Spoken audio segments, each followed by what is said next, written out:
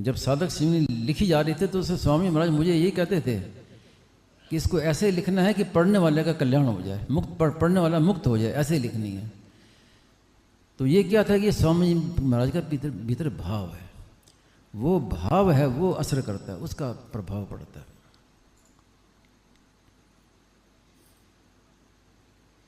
तो इस तरह जो हम पुस्तक पढ़ते हैं, सत्संग में आते हैं, सब करते हैं, तो ये इनको आप साधारण ना समझें, ये बड़ी अमोघ चीज़ है। महत संगस्तु दुर्लभो गम्यो मोगश्च, नारद भक्ति सूत्र ने कहा है ना कि महात्माओं को जो संग है, 3 बातें कही हैं। दुर्लभ है, पहले तो ऐसे महात्मा मिलते ही नहीं हैं, आजकल तो और दुर्लभ हो गया। दुर्लभ है, और मिल जाए अगम्य, हम उनको पहचान नहीं सकते, उनकी था नहीं पा सकते, अगम्य है। और अमोघ, दुर्लभ है, अगम्य है और अमोघ है कि मिल गए तो अब वो उसका असर होकर ही रहेगा, अब उसे बच नहीं सकते। महात्माओं का संग वो अमोघ है, व्यर्थ नहीं जाता। वो प्रत्यक्ष में कभी अभी ना दिखे तो फिर भी उसका कभी न कभी उसका होगा। विद्या कालेन पच्यते, एक आता है कि विद्या जो होती है वो समय पाकर पकती है। तो ये स्वामी महाराज ने कहा कि जो मेरी बातें जो पढ़ लेगा, सुन लेगा, वो भीतर पड़ी हैं और पता नहीं चलता, लेकिन भीतर भीतर वो पकती है। फिर कभी ऐसा समय आता है कि तुरंत वो प्रकाश हो जाता है कि ये बात है एकदम। किसी को तो तुरंत हो जाता है, किसी को समय लगता है। इसलिए स्वामी जी महाराज 2 बातें कहा करते थे कि एक तत्व ज्ञान होता है, एक तत्व निष्ठा होती है। तत्व ज्ञान अलग है, तत्व निष्ठा अलग है। तो तत्व ज्ञान तो तत्काल होता है,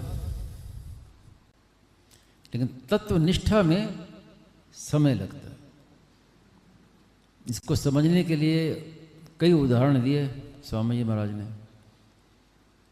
जैसे वृक्ष है, वृक्ष को कोई काट दे तो वृक्ष कट गया, तो ये है तत्व ज्ञान।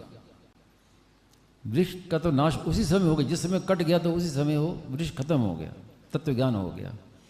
लेकिन उसके जो पत्ते हैं वो हरे रहते हैं,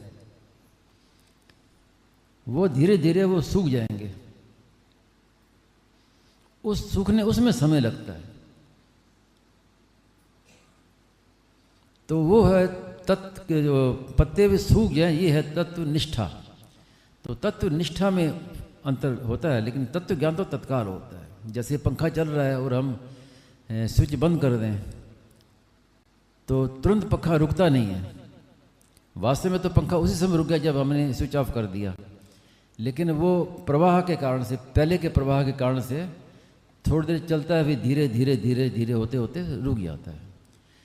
तो इस प्रकार तत्व ज्ञान जो है वो तत्काल होता है और तत्व निष्ठा में देरी लगती है।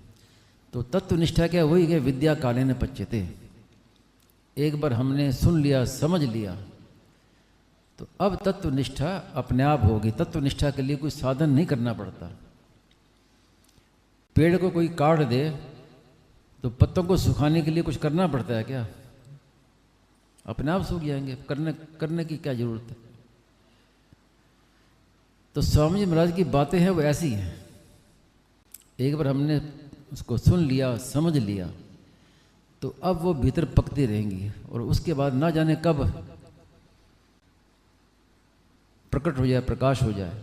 तो मैंने पूछा स्वामी महाराज से कि तत्व ज्ञान होने के बाद तत्व निष्ठा होने में कितना समय लगता है? तो वो स्वामी जी महाराज ने कहा कि वो मनुष्य की अपनी प्रकृति के अनुसार है, पकड़, उसकी प्रकृति अलग अलग होती है। किसी का जल्दी हो जाएगा, किसी का समय लगेगा। तो महाराज ने उदाहरण दिया कि मेरे मित्र थे, उनको कुछ जुकाम लगता तो 2-2, 3-3 महीने जुकाम ठीक नहीं होता, और मुझे जुकाम लगता तो 2 दिन में ठीक हो जाता, एकदम ठीक हो जाता है। तो ऐसे उसमें समय लगता है, लेकिन तत्व ज्ञान तो हो ही गया तत्काल। तो तो इस तरह जो स्वामी जी महाराज के साधक सीखनी पढ़ते हैं, पुस्तकें पढ़ते हैं, सत्संग करते हैं, तो ये मामूली मत समझें। इसका आगे पता नहीं कब क्या प्रभाव हो जाए। तो इस प्रकार अपने महत्व रखते हुए, आदरपूर्वक करते हुए इसकी उपेक्षा ना करें। उपेक्षा से बाधा लगती है। उपेक्षा क्या है कि अपनी समझ का अभिमान, कि महाराज जी ने ये बात कही है तो ये ठीक नहीं कही। ऐसे मैंने देखे हैं, स्वामी ने बातें बहुत बढ़िया की, लेकिन ये बात महाराज ने ठीक नहीं कही। ये क्या है? अपने समझ का अभिमान है, ये बाधा लगाता है। स्वामी महाराज ने बताया कि ये संत महात्मा जिस स्थान पर रहते हैं, संत महात्माओं का असर जड़ता पर जितना ज़्यादा पड़ता है उतना मनुष्यों पर नहीं पड़ता। वहाँ के जो वृक्ष है, वहाँ के कोई ज़मीन है, वहाँ के ये दीवारें हैं, उन पर जितना असर पड़ता है संत महात्मा का, उतना मनुष्यों पर नहीं पड़ता। कारण क्या है कि जो जड़ चीज़ें हैं, दीवारें हैं, वृक्ष है, ज़मीन है, ये अपनी ओर से बाधा नहीं लगाते, ये उस प्रभाव को ग्रहण कर लेते हैं। संत के प्रभाव को ग्रहण कर लेते, बाधा नहीं लगाते। लेकिन मनुष्य है वो अपने आग्रह से, अपने मन के कारण से वो बाधा लगा देता है कि ये ठीक नहीं, वैसा ठीक नहीं, अपने ये मेरी समझ के आगे वो ये ठीक नहीं है, तो वो उतना लाभ नहीं ले पाता। इसीलिए जहाँ संत रहते हैं वो स्थान तीर्थ बन जाता है, तीर्थ।